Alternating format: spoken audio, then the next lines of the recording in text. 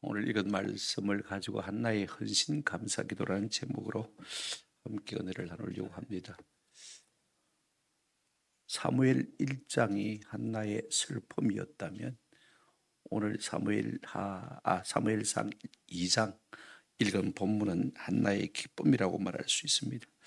원래 한나는 잉태하지 못하던 여자로 마음이 슬픈 사람이었습니다. 그런데 하나님께 기도했더니 하나님께서 그의 소원하는 바를 따라서 아들 사무엘을 선물로 주셨지요. 아들을 주시면 내가 하나님께 드리겠나이다 라고 서원했는데 오늘 이 한나는요, 젖되자마자 아들 사무엘을 성막에 데리고 올라와서 하나님 앞에 바치면서 눈에 넣어도 아프지 않은 아들, 이제는 4살밖에 안 되지 않습니까? 그죠? 그 아들을 성막에 맡기고 가면서 말할 수 없는 감사의 기도를 드리고 있는 것을 볼 수가 있습니다. 어떻게 이렇게 기도할 수 있을까 싶은 생각이 들 정도입니다.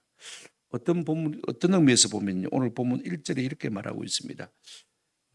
뭐라고 말했죠? 2장 1절 한번 보시기를 바랍니다. 한나가 뭐하여 가로되 기도하여 가로되 그랬습니다. 제가 이 본문을 가만히 살펴보니까요, 한나가 기도하여 가로되 이르되 이렇게 말할 것이 아니라 한나가 찬양하여 이르되 이렇게 말하는 것이 훨씬 더 좋을 것 같아요. 오늘 이 전체 기도문은요, 어떻게 보면 기도문이라기보다는 한편의 시 같아요. 얼마나 문장이 정교한지 제가 좀 여유가 있어서 히브리어로 조금씩 읽으면서 생각해 보니까요, 너무 귀한 시편이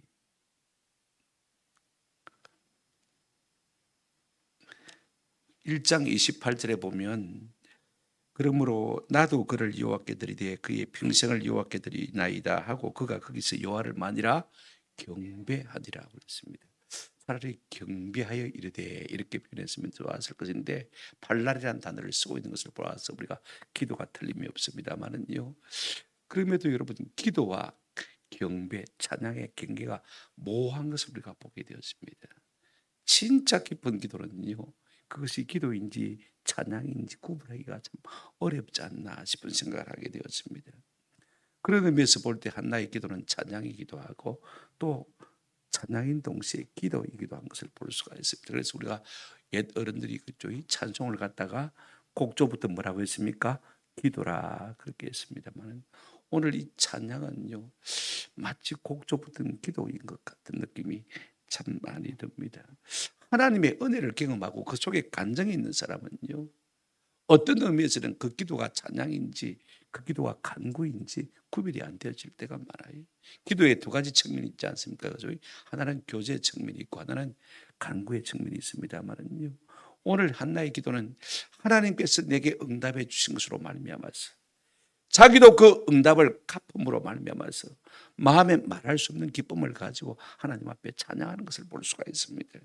여러분, 하나님께 자신을 드리는 사람이 누가 기쁘겠습니까? 한번 생각해 보십시오.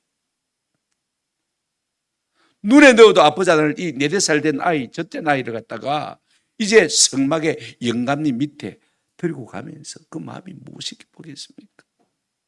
그런데 하나님께 자신을 드려본 자만이 알 수 있는 비밀이 있습니다. 그것을 상쇄하는 놀라운 기쁨을 하나님이 주시는 줄로 믿습니다. 여러분, 기도가 안 되면요, 하나님 앞에 자신을 한번 드려보세요. 그러면 놀라운 감사와 간정이 우리의 삶 가운데 터져나올 수밖에 없는 것입니다. 내가 기도의 삶이 안 된다 싶거든요. 한번 한나처럼 자신을 하나님 앞에 드려보시기를 바랍니다. 하나님이 그것을 상쇄하는 놀라운 기쁨과 감격을 우리 가운데 주실 수 있을 줄로 믿습니다. 그 대표적인 예가 우리가 역대상 29장을 보게 되어지면 다윗 왕이 엄청난 자기 재물을 하나님 앞에 드립니다. 그죠? 뭘 위해서요? 성전 건축을 위해서 드리지 않습니까? 그런데 그 엄청난 것을 드리면서도 아까워하는 마음이 전혀 없습니다. 오히려 더 말할 수 없는 벅찬 감격을 가지고 하나님 앞에 드리는 것을 볼 수가 있습니다. 보실까요? 역대상 29장 13절 14절만 한번 보시기 바랍니다. 우리 하나님 여호와여, 이제 우리가 주께 감사하오며 엄청난 재물을 자신의 것을 드리면서 헌신하면서 말입니다. 우리 하나님이여 이제 우리가 주께 감사오며 억지로 드리는 것이 아닙니다. 감사하며 드리는 것을 볼 수가 있습니다. 주의 영원한 이름을 만하이다 찬양하나이다. 내 것을 드리면서 하나님을 찬양한다고 그럽니다. 14절 같이 보실까요? 나와 내 백성이 무엇이기에 이처럼 즐거운 마음으로 드릴 힘이 있었나이까. 모든 것이 주께로 말미암아 사오니 우리가 주의 손에서 받은 것으로 주께 드렸을 뿐이니이다. 주께서 주신 그것을 주님 앞에 다시 드릴 수 있다는 기쁨이요 얼마나 큰지. 여러분 그 감사의 비결은 어디에 있습니까? 한번 따라합시다. 주께서 주신 것 주께로 말미암아 사오니 우리가 주께 받은 것으로 주께 드렸을 뿐이다. 하나님이 주어서 내가 하나님께 돌려드리는데 말할 수 없는 기쁨이 그 속에 있는 것을 볼 수가 있습니다.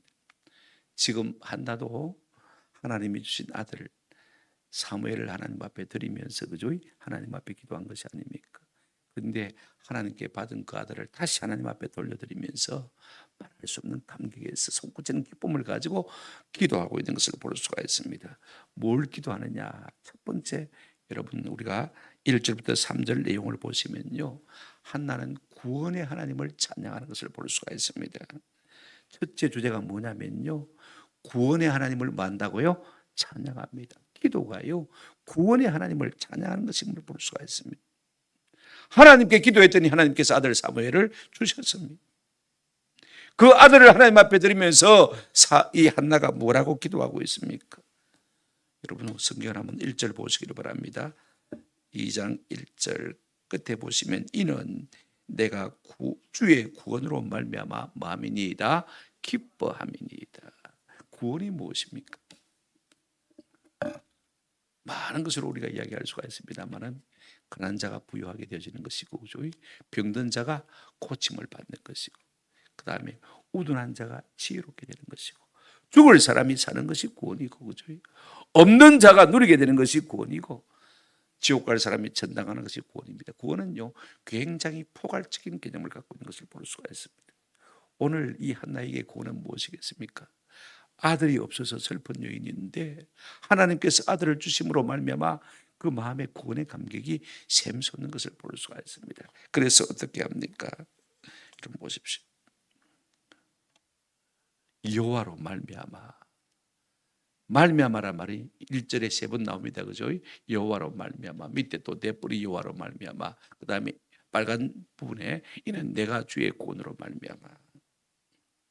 이 말미암아라는 말은 여호와로 인하여서, 여호와 안에서 그런 뜻입니다. 하나님께서 내게 베푸신 모든 은혜로 인하여서 내가 하나님을 만다고요 찬양하고 기뻐한단 말인 것입니다. 그런데 여기 보면 1인칭이 5번 나와요. 내 마음이 그랬죠, 그죠? 그 다음에 내 뿌리, 내 입이 내 원수, 그 다음에 내가 주의 구원으로 말미암아 만하이다 기뻐하나이다. 남의 이야기하고 있는 것 아닙니다. 내가 경험한 것을 지금 이야기하고 있는 것을 볼 수가 있습니다. 내 마음이 여호와로 말미암아 만다고 했습니까? 즐거워한다. 하나님의 구원으로 인해서 말입니다. 여러분 사람은요 마음이 기뻐야 진짜 기쁜 것입니다. 우리가 한자로 기쁜 열자를 보면요 마음 신변에 뭐가 있습니까? 기쁠 태가 있는 것을 볼 수가 있습니다. 기쁨이 뭐냐? 마음이 기뻐야 기쁜 것입니다. 기쁨이도 마찬가지입니다. 여러분 마음이 기뻐야 기쁜 것이 아닙니다. 기쁠 때 한자를 여러분 잘 모르시니까 뭐 거기 있는 거 한번 보여주시면 되겠는데, 어떤 사람은 입꼬리만 기쁜 사람이 있습니다. 그죠? 어떤 사람은 눈꼬리만 기쁘지 않은 사람이 있습니다. 그러나 하나님의 구원을 경험한 사람은요, 한번 따라합시다. 마음이 기쁠 수밖에 없습니다. 여호와로 말미암아 내 마음이 기쁘다. 마음이 기쁘지 않는 사람은 기쁘지 않은 사람과 똑같은 것입니다. 또 하나 내 뿔이 여호와로 말미암아 높아졌다고 말하고 있습니다. 내 뿔이, 여기 뿔은요 힘을 상징하는 것입니다. 내 뿔이, 내 힘이 여호와로 말미암아 뭐였다고요? 높아졌다. 하나님이 내게 힘을 주셔서 내가 이제는요 지팔 비는 사람이 아니라 뭔가 큰 소리 칠 수 있는 사람이 되었다는 것입니다. 내 기도에 하나님이 응답해 주셨으니까 말입니다. 이제는 하나님 앞에서 내가 큰 소리 칠 수 있는 사람이 됐다는 것입니다. 그래서 그런 즐거워하고 기뻐하는 것을 볼 수가 있습니다. 그래서 내 입이 그 다음에 뭐라고 말하고 있습니까? 원수들을 향하여서 크게 뭐 했다고요? 열렸다. 여태까지는 입도 뻥긋 못했습니다. 왜? 자식 못 낳으니까요. 그죠? 누구에게 입이란 뻥긋할 수 있겠습니까? 이제 원수들 앞에서 막이 됐습니까? 입이 크게 열려서 절구한다고 했습니다. 우리가 언제 입이 쑥 들어갑니까? 할 말이 없을 때지요. 부끄러울 때입니다. 그러면 언제 입이 열리는 것입니까? 자랑스러울 때입니다. 하나님이 내게 은혜를 베푸실 때 내 입이 자꾸만 열려서 그 하나님이 내게 베푸신 은혜를 우리가 찬송하지 않을 수 없는 것입니다. 이제 하나님이 내게 아들을 주심으로 말미암아 내 입이 열려서 내 원수 앞에서 크게 열렸다. 여기 내 원수가 누구죠? 본인 나죠. 낳았다고 지는 날마다 자기를 무시했습니다. 봐라, 하나님이 내게도 아들을 주셨다. 이제는 큰 소리 칠 수 있게 되어진 것입니다. 이 모든 것으로 말미암아 하나님의 구원의 은총이라 뭡니까? 감사한 것을 볼 수가 있습니다. 때문에라는 말은 정령이란 말로도 우리가 바꾸어 번역할 수가 있습니다. 정령, 내가 주의 구원으로 말미암아 절구하나이다, 기뻐함이니이다. 그러면서 한나는 2절에 보시기를 바랍니다. 여호와 같은 분이 없다고 고백하는 것을 볼 수가 있습니다. 이 모든 자랑이 자기 자랑이 아니라 하나님 자랑인 것을 볼 수가 있습니다. 이로 말미암아 하나님 앞에 영광을 올려드리는 것이죠. 2절 한번 보십시오. 여호와 같이 거룩한 이가 없으시니 이는 주밖에 다른 이가 없고 우리 하나님 같은 반석도 없으시니이다. 조금 복잡하게 번역이 되어 있습니다만은 새 번역을 보시면 이렇게 번역한 것을 볼 수가 있습니다. 주님과 같은 분은 없습니다. 주님처럼 거룩한 분은 없습니다. 우리 하나님 같은 반석도 없습니다. 이렇게 번역한 것을 볼 수가 있습니다. 여러분 보십시오. 지금 그는요 아들을 선물로 얻고 하나님 같은 분은 없다고 고백하고 있는 것을 볼 수가 있습니다. 보세요. 하나님 어떤 분입니까? 한번 따라합시다. 하나님 같이 거룩하신 분도 없습니다. 하나님 같이 거룩하신 분도 없대. 한번 생각해 보십시오. 하나님 같이 구별된 분도 없다는 말입니다. 하나님이 우상과 다른 것은요 두 가지입니다. 하나는 한번 따랐습니다. 창조하신 분입니다. 예. 하나님과 우상이 다를 수밖에 없는 특별한 요소가 있다면요. 누가 창조했느냐 것입니다. 천지 만물을 누가 창조하셨습니까? 하나님이 창조하셨죠. 그러니 구별된 분이죠. 거룩하신 분이죠. 그런가 하면요. 여러분 하나님이 하나님 되는 증거가 무엇이냐? 창조하실 뿐 아니라 한번 따라합시다. 누가 장래 일을 말할 수 있느냐? 누가 장래 일을 말할 수 있느냐? 그가 참 하나님이시라는 것입니다. 우리 하나님만이요 장래 일을 말할 수 있는 분인 것입니다. 그래서 하나님만이 구별된 자라 그렇게 고백하고 있는 것을 볼 수가 있습니다. 그러면서 또 하나는 뭐라고 말하고 있습니까? 우리 하나님 같은 뭐도 없다고요? 반석. 여러분 너럭바위 같은 데 가보면요 나도 모르게 마음이 든든해요. 그죠? 산 같은 데 가보면 널찍한 거죠. 병풍 같은 바위도 있지만은요 저기 넓다란 너럭바위 같은 것도 있지 않습니까? 반석, 추루란 말은 신명기 32장 31절에 보면 진실로 그들의 반석이 우리의 반석과 같이 아니하니 우리의 원수들이 스스로 판단하도다. 하나님은요 우상과 다릅니다. 이 말을 갖다가 가장 잘 표현한 사람이 누구냐면 다윗입니다. 시편 18편 1절 2절 보시면요 다윗이 이렇게 고백하고 있습니다. 2절에 여호와는 나의 반석이시요 나의 요새이시요 나를 건지시는 이시요 나의 하나님이시요 내가 그 안에 피할 바이시요 나의 방패시요 나의 구원의 뿌리시요 나의 뭐라고 해요? 산성이라고. 반석이란 말은요 나의 요새란 말입니다. 나의 피난처란 말입니다. 이 반석이란 것은요 여러모로 참 많은 용도가 있습니다. 성경에 반석의 용도를 따지자면 이루 말할 수 있는데 다 설명할 수 없고 말입니다. 하나님이 나의 뭐가 되신다고요? 피난처가 되신다 그 말인 것입니다. 하나님 같은 피난처가 없다 지금 그렇게 고백하고 있는 것을 볼 수가 있습니다. 하나님만이 나의 위로가 되시고 나의 위안이 되신다 그 말씀인 것입니다. 그 놀라운 감격 때문에 지금 한나는 자기도 모르게요 다른 사람들에게 하지 말아야 될 것을 선포하고 있는 것을 볼 수가 있습니다. 기도 가운데서 교훈이 나옵니다. 보세요. 3절에 심히 교만한 말을 다시 하지 말 것이며 오만한 말을 너희 입에서 내지 말지어다. 여호와는 지식의 하나님이시라 행동을 달아보시니라. 자기도 모르게 그 속에서 놀라운 교훈이 나왔습니다.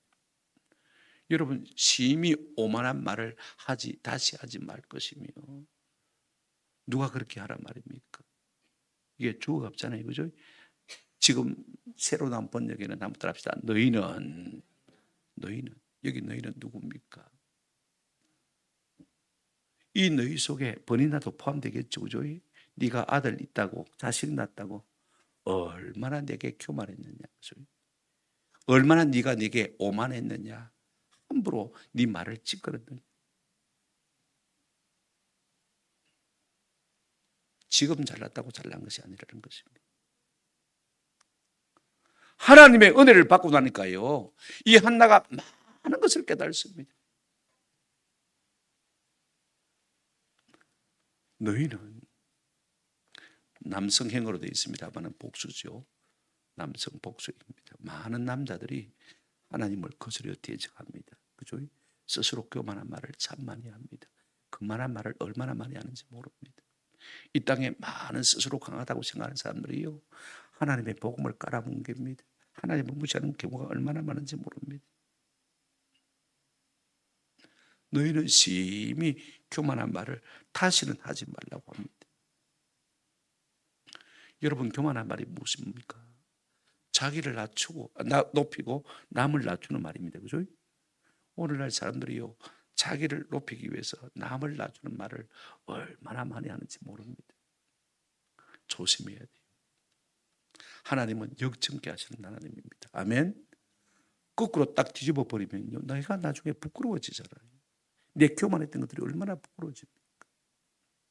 내가 건강하다고요, 남들 앞에 함부로 교만한 말을 하면 하나님께서 거꾸로 내 건강을 탁 뺏어가시면요, 내가 부끄러워지는 거예요.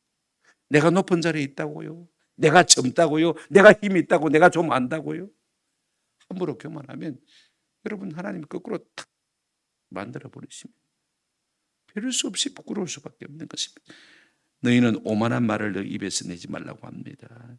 여러분, 그만하고 금방진 말이 오만한 말이죠. 우리는 누구나 조금만 내가 남보다 낫다 싶으면요, 함부로 오만한 말을 많이 쏟아놓습니다. 참 부끄러운 일이에요. 왜 그렇게 하면 안 되느냐, 그 이유를 설명하고 있습니다. 그 다음 부분이 참 중요하죠. 왜냐하면 여호와는 지식의 하나님이시라. 행동을 뭐 하신다고요? 달아보신다. 하나님은 모르는 것이 없으신 분이라는 것입니다. 여러분, 이거 아셔야 돼요. 시편 139편 1절부터 4절에 보시면, 여호와여 주께서 나를 살펴보셨으므로 나를 아시나이다. 하나님 우리를 모를 것이 하나도 없습니다. 주께서 내가 안고 일었음을 마시고요, 아시고, 멀리서도 내 생각조차도 밝히 마시고 아시는 것입니다. 내가 마음에 무슨 생각하고 있는지도 하나님은 다 알고 계십니다. 교만한 생각을 품고 있는지, 악한 생각을 품고 있는지 하나님은 다 아십니다. 3절 보실까요? 나의 모든 길과 내가 눕는 것을 살펴보셨으므로 나의 모든 행위를 잊게 하시오니, 내가 어디에 눕는지도 하나님이 다 알고 계시는 것입니다. 아멘. 내가 어디에 눕는지도 하나님이 알고 계십니다. 여호와는 내 해의 말을 알지 못하시는 것이 하나도 있다 없다? 없다. 모르시는 것이 없으신 하나님입니다. 그 하나님 앞에 우리가 함부로 교만한 말을 하고 오만한 말을 하면요, 하나님이 다 들으시고 아시는 것입니다. 또 하나님은 어떤 분이냐 보세요. 사람을 저울에 다시는 하나님이라고 했습니다.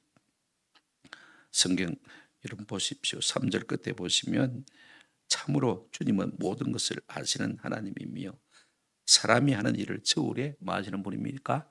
달아보시는 분입니다. 저도 작년부터 제 수첩에 기도 제목이 하나가 더 실렸습니다. 욥기 31장 6절을 제가 읽다가, 하나님께서 나를 공평한 저울에 달아보시고 그가 나의 온전함을 아시기를 바라노라. 하나님, 내가 하나님의 저울에 달렸을 때 참으로 온전한 사람이 되게 해주십시오. 그 기도 제목이 하나 더 포함이 되어졌어. 하나님은요, 우리의 삶을 저울에 달아보시는 하나님입니다. 아멘. 여러분, 다니엘 5장을 보게 되어지면 벨사살 왕이 예루살렘 성전에서 빼앗아온 금, 은, 잔을 가지고 술을 따라 마시면서 우상을 숭배하고 우상을 찬양하는 말을 함부로 찌꺼리고 있었습니다. 그때 그 잔치장이 이 홀에 말입니다, 회백에 하나님의 손이 나타나서 글을 쓰는 거예요. 메네 메네 데겔 우바르신. 사람들이 술을 먹다 마시고 술 맛이 완전히 똥맛이 됐습니다. 다리가 부르르 떨립니다. 사시나무 들듯이 들었습니다. 도대체 이 하나님의 손이 나타나서 쓴 글자 뜻이 무엇이냐? 누가 해석할 수 있냐? 그랬더니 다니엘만이 해석할 수 있대요. 그래서 다니엘을 불러왔더니 메네 메네 데겔 우바르신, 이 글자를 갖다가 해석했습니다. 자, 성경 보실까요? 다니엘 5장 26절부터입니다. 그거를 해석하건대 메네는 하나님이 이미 왕의 나 시대를 세워서 그것을 마개하셨다, 끝나게 하셨다. 세웠고 세웠다, 카운트를 다 했다는 것입니다. 그 다음에 데겔은 뭐냐? 왕을 저울에 달아보았다, 달아보았다는 것입니다. 얼마나 근수가 나가는지, 얼마나 중량이 나가는지, 얼마나 알맹이가 가득 차 있는지 달아보았다는 것입니다. 달아보니 어떻다고요? 부족함이 보였다. 벨에서는 해석 안 해도 되겠죠. 하나님께서 그래서 나누어 주었다는 것입니다. 나라를. 그날 밤에 메대 왕국이 쳐들어와서 완전히 바벨론을 격파하고 이제 메대 파사 나라가 된 것을 우리가 세속 역사를 통해서도 잘 알고 있습니다. 제가 이 부분은 역사책을 그 부분에 대해서 많이 읽어봤기 때문에 참 흥미진진해요. 하나님이 하신 일이 참 신기합니다. 여러분, 이 벨살살 왕이 이 글자를 읽고 난 다음에 말입니다, 신하들이 그의 폭정을 견디다 못해서 메대 파사 군대가 쳐들어왔을 때 이 성문을 스스로 열어주었습니다. 그리고 해자, 이 강의 사방으로 흐르지 않습니까? 그 다리를 스스로 열어주었어요. 그러니까 뭐 그대로 메대 군들이 쳐들어와서 그 성을 친 것을 볼 수가 있습니다. 하나님은 우리를 한번 따라합시다. 따라보시는 하나님이십니다. 아멘. 내 중수가 하나님 보시기에 얼마나 나갈까? 몸무게 말고 내 신앙의 근수가 하나님 앞에 얼마나 나갈까? 오늘 우리 자신을 한번 점검해보는 은혜가 있으면 참 좋겠다 싶어요. 여러분, 이 한나는 구원의 하나님을 찬양합니다.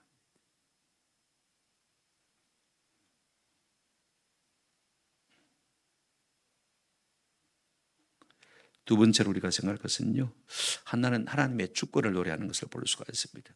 하나님의 주권은 어떤 것이냐면 역정케 하시기도 하시고요, 생사화복의 주재권자이시기도 하시고 부귀영화의 주재권자이기도 하십니다.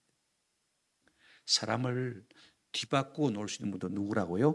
하나님이시고, 생사화복을 주관하시고 주장하는 분도 누구시고요? 하나님이시고, 우리에게 부귀영화를 주시기도 하시고 뺏어가시기도 하는 분이 누구시다고요? 하나님이시라는 사실을 그가 고백하고 있는 것을 볼 수가 있습니다. 기도를 통해서 하나님의 응답을 받고 응답받은 것을 하나님 앞에 돌려드리면서 그런 많은 것을 깨달습니다. 영적으로 굉장히 기뻐지는 것을 볼 수가 있습니다. 오늘 이런 무엇이 있기에 우리의 기도가 기뻐지는 것입니다. 하나님이 어떤 분인가를요 쏟아내고 있는 것을 볼 수가 있습니다. 오늘 우리가 기도하면서 하나님이 어떤 분인가를 묵상하지 않는다면 별로 신앙의 성장이 없을 거예요. 달라고만 한다면요, 그게 무슨 신앙의 발전이 있겠습니까? 오늘 내게 베푸신 하나님이 어떤 하나님이신지를, 하나님이 어떤 분인지를 우리가 묵상해낼 때 내 믿음이 자꾸 자라갈 수 있는 것입니다. 오늘 이 한나의 기도를 보십시오. 하나님은 역정케 하시는 하나님이라고 말하고 있는 것을 볼 수가 있습니다. 세 가지로 역정케 하시는 분입니다. 여러분 4절 5절 보시길 바랍니다. 이제 4절 5절 앞에 두고 읽으면 또 시간이 많이 가니까 하나씩 읽도록 하겠습니다. 여러분, 하나님은요 용사의 활을 꺾고 넘어진 자를 힘으로 뛰는 역정케 하시는 하나님이신 것을 4절에서 말하고 있습니다. 자, 보십시오. 그 말은 무슨 말입니까?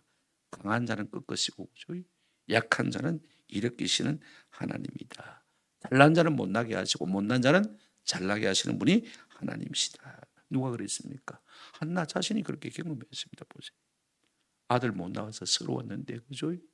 아들 딱 낳으니까 이제는 버린다가 입이 쑥 들어가 버렸습니다. 입이 10개라도 할 말이 없는 사람이 되고 만 것입니다. 하나님이 역전케 하신 것입니다. 아멘. 우리의 삶 가운데서도 하나님께서 이와 같은 역전을 얼마든지 주실 수 있는 분인 것입니다. 또 하나의 역전을 보실까요? 5절에 보시길 바랍니다. 풍족하던 자들은 양식을 위하여 품을 팔고, 풍족한 자들은 가난한 자가 되었다, 그 말이죠. 그 다음에 줄이던 자들은 다시 마지 않도다, 줄이지 않도다. 다시 말하면 부유한 자를 갖다가 가난하게 하시고 가난한 자를 마게 하셨습니까? 부유하게 하셨습니다. 아들 없어서 빈천했는데, 아들 없어서 본인 나가 난 아들의 노예가 될 뻔했는데, 몸종이 될 뻔했는데, 하나님께서 아들을 주심으로 말미암아 이 모든 상황을 역전시켜버린 하나님을 찬양하고 있는 것을 볼 수가 있습니다. 세 번째 역전이 무엇입니까? 보십시오. 5절 하반절 보시면 전에 임신하지 못하던 여자는 7을 낳았고 많은 자녀를 둔 자들은 뭐 하겠다고 했습니까? 쇠하겠다. 이제 버린 나는 입이 10개라도 할 말이 없을 것입니다. 그러나 아들을 낳지 못한 이 한나는요, 하나님이 역전케 하심으로 말미암아 뭐 할 것이라고 했습니까? 7 아들을 낳았다. 7 아들을 낳은 건 아닙니다. 만수를 낳는다, 그 말인 것입니다. 풍족하게 해주신단 말입니다. 하나님께서 이 한나에게 사무엘 외에, 그죠? 3남 2녀를 더 주신 거 우리가 알고 있지 않습니까? 그죠? 그러니까 하나님께서 필요한 만큼 더 주셨다, 그 말인 것입니다. 그래서 역전케 하시더라, 그 말인 것입니다. 임신하지 못하던 자를 임신케 하시고 임신한 자들은 쇠하게 하셨다. 이것이 세 번째 역전인 것을 우리가 볼 수가 있습니다. 그런가 하면 하나님은요, 또 놀라운 간증이 쏟아지는 것을 볼 수가 있습니다. 6절 7절 보시면 하나님은 생사화복, 우리가 살고 죽고, 그죠? 그 다음에 복을 받고 저주를 받는 모든 것들을 행하시는 하나님이시다. 6절 한번 보시기 바랍니다. 자, 보십시오. 6절, 여호와는 마하기도 하시고요, 죽이기도 하시고 살리기도 하시고, 썰에 내리고, 썰은 엄부를 말하죠. 지옥을 말하는 것입니다. 그죠? 내리기도 하시고 거기에서 마시기도 하신다고요, 올리기도 하신단 말입니다. 여러분, 죽을 자를 살리시고 하시고 지옥 갈 자를 끌어올리실 수 있는 분이 누구십니까? 하나님. 우리의 생사화복을 주장하시는 분인 것입니다. 보십시오.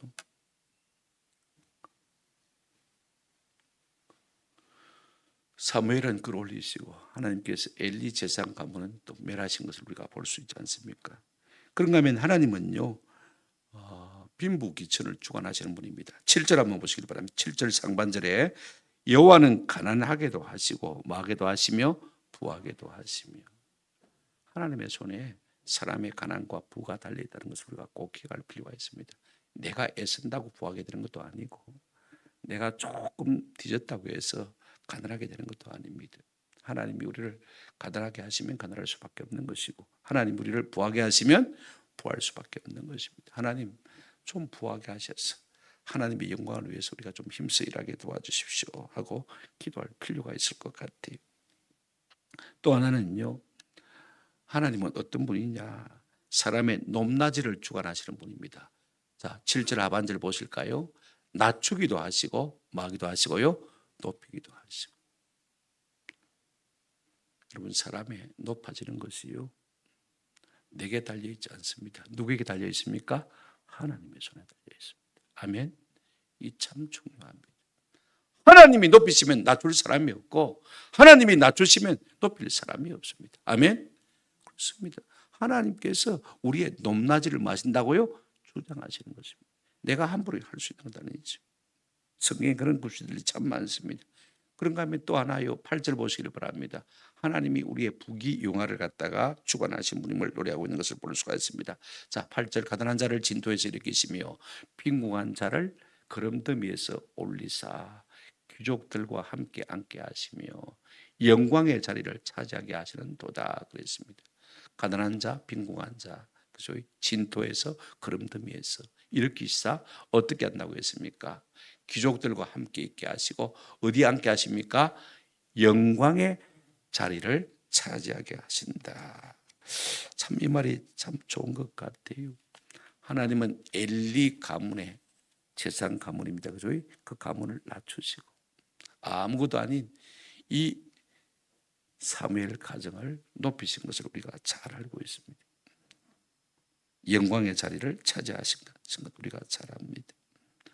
우리가 사무엘하 7장 8절에 보게 되어지면 그러므로 이제 내 종 다윗에게 이와 같이 말하라. 만군의 여호와께서 이와 같이 말씀하시기를 내가 너를 목장 곧 양을 따르는 데에서 데려다가 내 백성 이스라엘의 주권자로 삼고 일개 양치기 목동을 갖다가 그죠? 데려다가 하나님께서 뭐로 삼았습니까? 왕으로 삼았습니다. 여러분 부귀영화를 주장하실 수 있는 분이 누구냐? 하나님의 성실을 우리가 기억할 필요가 있습니다. 양의 우리에서 그런 무더기에서 다윗을 삽으로 뜨듯이 떠서 뭐로 삼으셨습니까? 왕으로 삼으신 분인 것입니다. 하나님은 얼마든지 우리를 그렇게 하실 수 있는 분입니다. 아멘. 그런 믿음이 우리 가운데 있기를 주님의 이름으로 축원합니다. 지금요 한번 하나님의 은혜를 경험하고 나니까 기도의 응답을 받고 그 응답받은 것을 하나님 앞에 돌려드리면서 이 기도하는 가운데 이 한나는요 엄청난 하나님에 대한 진리를 깨달은 것을 볼 수가 있습니다. 오늘 우리가 기도하면서 하나님이 어떤 분인지를 깊이 묵상하지 못하고 그 하나님을 깊이 알아가지 못한다면요 어쩌면 좀 기도가 공한 그저 헛된 것 아닐까, 뭐 달라고만 하는 기도가 무슨 유익이 그렇게 안 돼 있을까 하는 것을 생각지 않을 수가 없는 것입니다.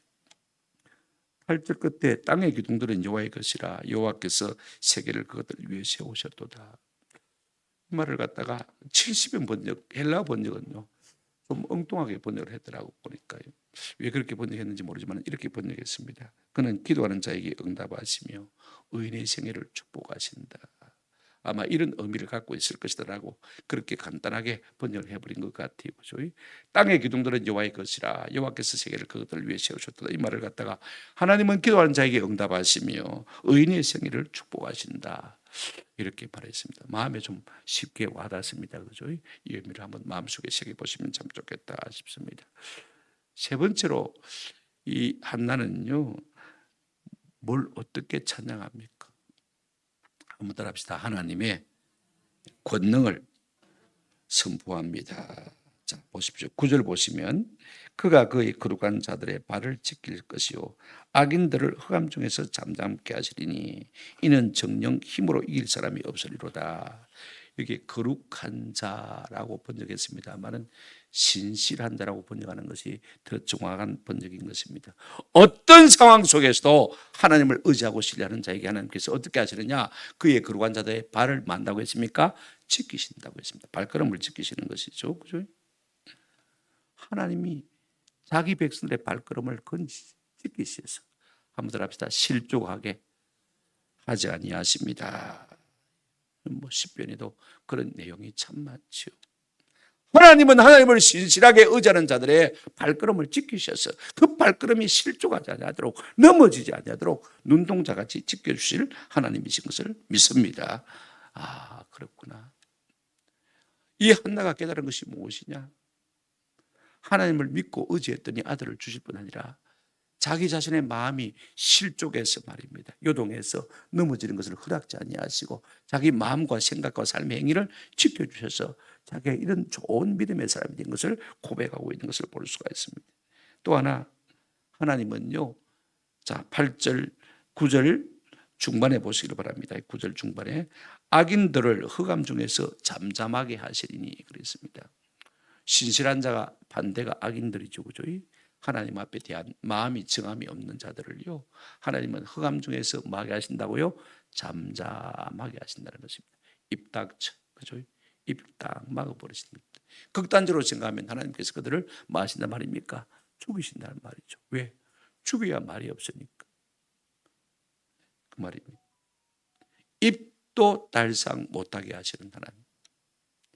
하나님은 보십시오. 신실한 자들은 그 발걸음이 실족하게 지키시는 하나님이시고 동시에 악한 사람들은 입 입도 딸상 못하게 막으시는 하나님. 그러면서 뭐라고 했습니까? 정령 사람이 힘으로는 하나님을 이길 사람이 없음이라고 했습니다. 하나님이 그 입을 막으시면 입을 열 자가 누가 있습니까? 한번 생각해 보십시오. 힘으로 어떻게 하나님을 이기겠습니까? 또 하나 하나님, 이 한나는요, 하나님을 대적하는 자를 저주합니다. 10절 한번 보십시오. 제가 이렇게 깐깐하게 하는 것은 대부분 막 이렇게 목사님들이 그냥 대충 본문을 그냥 막 뛰어넘어가면서 설교를 하시더라고요. 저는 한 자도 빠짐없이 설교하는 것이 제 삶의 목표입니다. 그래서 좀 꼭 깐깐하게 합니다만은요. 자, 오늘 본문 한번 보시기 바랍니다. 여호와를 대적하는 자는 산산이 깨어질 것이라. 하늘에서 우레로 그들을 치시리로다. 여호와께서 땅까지 심판을 마시고요 내리실 것이다. 하나님을 대적하는 자를 세 가지로 심판할 것을 말하고 저주하는 것을 볼 수가 있습니다. 첫째, 한번 더 합시다. 산산이 깨어질 것이라. 한번 깨뜨리고 만다는 말이 아닙니다. 미완료 동사로 되어 있는 것을 보면요, 하나님은 계속해서 하나님을 대적하는 자를 만다고요 산산이 깨뜨리십니다. 우리가 사람을 그릇에 비유하면요, 여러분 깨뜨리는 방법은 간단합니다. 딱 두 가지밖에 없습니다. 그죠? 보십시오. 들어서 땅에다가 내동댕이 치면 그릇 같은 우리 인생이 뭐합니까? 깨어질 수밖에 없습니다. 또 하나는 위에서부터 무거운 것을 갖다가 탁 내려치면 산산조각 납니다. 그죠? 여기에 그릇은 엎어두고, 그죠? 그대로 두고 돌을 가지고 탁 떨어뜨리면 산산이 깨어집니다. 그 한 예가 보십시오. 하늘에서 한번 따라합시다. 우레로 그들을 치시리로다. 여러분, 하나님은 손이 없지만은요, 손은 보이지 않지만 하나님이 손으로 하실 수 있는 것들이 엄청납니다. 그 대표적인 것이 무엇입니까? 뇌성병력, 그죠? 우레를 통해서 하나님은 심판하십니다. 성경에 보면 하나님께서 우레로 심판하시는 일들이 비일비재한 것을 우리가 잘 알고 있습니다. 이사야 26장 9절에 29장 6절에 만군의 여호와께서 우레와 지짐과 큰 소리로 회오리 반응과 폭풍과 맹렬한 불꽃으로 그들을 마실 것인즉 징벌하실 것이죠. 자, 보십시오. 하나님께서 오늘날 이 세상을 징벌하시는 거 우리가 많이 보고 있지 않습니까? 그죠? 자, 보십시오. 우레, 그 다음에 홍수, 그 다음에 산불, 그죠? 뭐 이런 것들요. 지금 우리나라만 좀 조용하지 뭐 세계 천지는 난리가 났습니다. 전에 없던 이변들이 많이 일어나고 있는 것 우리가 알고 있지 않습니까? 하나님은요, 우레로 그 도구를 삼으셔서 하나님을 대적한 자를 마십니까? 깨뜨리십니다. 그 다음에 여러분 보시면요, 여호와께서 땅 끝까지 심판하실 것이라고 말하고 있습니다. 하나님은 그냥 두고 계시는 분이 아닙니다. 언젠가는 심판하시는데 계속해서 심판하실 것을 말씀하고 있습니다. 어디까지요? 땅 끝까지. 내가 어디 가서 숨으면 안 되겠냐? 하나님 앞에 숨을 곳이 어디 있습니까? 하늘 끝에 있을지라도 하나님이 반드시 그를 끌어내셔서 심판하시겠다고 말씀하신 것을 우리가 잘 알고 있습니다. 그러나 하나님을 사랑하는 자, 하나님의 왕에게는 두 가지로 추구합니다. 10절 하반절에 보시면 자기 왕에게 힘을 주시며 자기의 기름 부음 받은 자의 뿔을 높이시리로다. 가까이는 다윗을 말하는 것이고 조금 멀게는 기름 부음 받은 자 누굽니까? 예수 그리스도. 예수 그리스도에게는 말씀 주시며 힘을 주시고 자기의 기름 부음 받은 자의 뿔을 마신다고 했습니까? 높이시고. 다윗도 마찬가지입니다. 하나님이 자기를 사랑하시는 자, 그죠? 자기를 기뻐하는 자들에게는요, 이와 같이 하시는 것을 볼 수가 있습니다. 한번 더 합시다. 힘을 주시며 뿔을 높이시리로다. 힘을 주시고 뿔을 높이시리로다. 여러분, 마리아는요, 한나처럼 노래한 것을 볼 수가 있습니다. 예수 그리스도를 잉태하고 우리가 누가복음 1장 보시면요, 52절 53절에 한나처럼 노래했어요. 권세 있는 자를 그 위에서 내리치셨으며 비천한 자를 마셨고요 높이셨고 줄이는 자를 좋은 것으로 배불리셨으며 부자는 빈손으로 보내셨도다. 이 말씀을 통해서 우리가 미루어 짐작할 수 있는 것은 이 마리아가 참 가난했을 것 같아요. 그러니까 아무도 데리고 가려고 하는 사람이 없었을 것입니다. 또 마리아는 별로 인물이 별로 못생겼을 것 같습니다.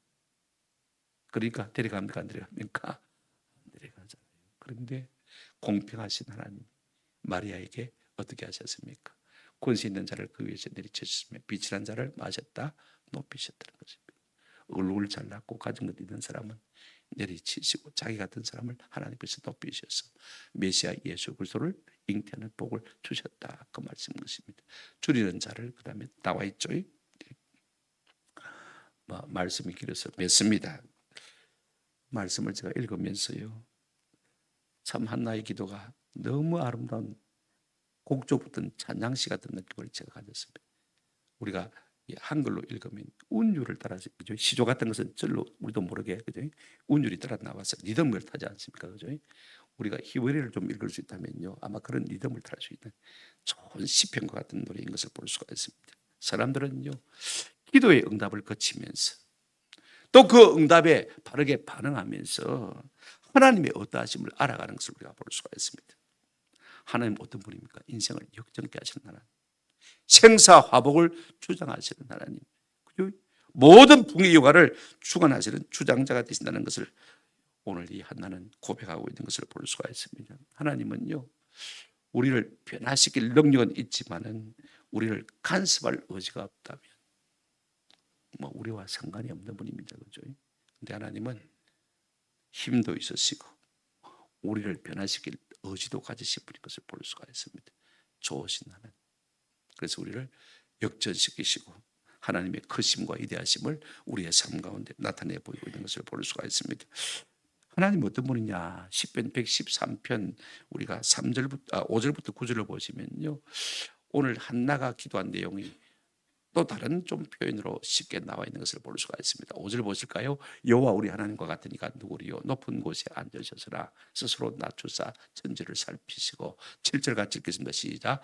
가난한 자를 먼지 더미에서 일으키시며 궁핍한 자를 거름 더미에서 들어세워 8절 지도자들 곧 그의 백성의 지도자들과 함께 세우시며 9절 또 임신하지 못하던 자를 집에 살게 하사 자녀들을 즐겁게 하는 어머니가 되게 하시는도다. 할렐루야. 하나님 어떤 분입니까? 역전케 하시는 분. 그죠? 전하의 북에 복을 주시는 하나님이신 것을 우리가 볼 수가 있습니다. 그러므로 우리가 낮은 비천한 없는 상태에 있다고 해서 낙심하지 마십시다. 하나님은 얼마든지 우리의 인생을 마실 수가 있습니까? 역전시킬 수가 있는 분입니다. 없다고 해서 건강이 없다고 해서 돈이 없다고 해서 내가 마땅히 있어야 할 것이 없다고 해서 우리가 의기소침하지 말고 하나님을 신뢰하면 하나님께서 우리 인생을 역전시켜 주실 줄로 믿습니다. 자, 여러분 성경 마지막 11절 읽고 마치도록 하겠습니다. 2장 11절 같이 읽겠습니다. 시작. 엘가나는 라마의 자기 집으로 돌아가고 그 아이는 제사장 엘리 앞에서 여호와를 섬기니라. 이제 그들의 기도가 끝나고 예배가 끝나고 그죠? 한나와 엘가나는 집으로 돌아갔습니다. 그런데 누구는 남겨두었습니까? 하나님의 드리기로 서원한 아들 누구요? 사무엘은 여호와 앞에 섬기도록 내버려 둔 것을 볼 수가 있습니다. 떠나가면서 마음이 가벼웠을까요? 무거웠을까요? 무거웠을 것입니다. 가서 두 다리 뻗고 잤을까요? 아니면 늘 깨어 기도했을까요? 깨어 기도했을 것입니다. 우리가 하나님께 붙어 있어서 깨어 기도할 수 있는 비결은요, 우리 자식 중 하나를 갖다가 하나님께 드리는 것입니다. 이것이 우리가 하나님께 딱 우리 자신을 매는 방법입니다. 아멘.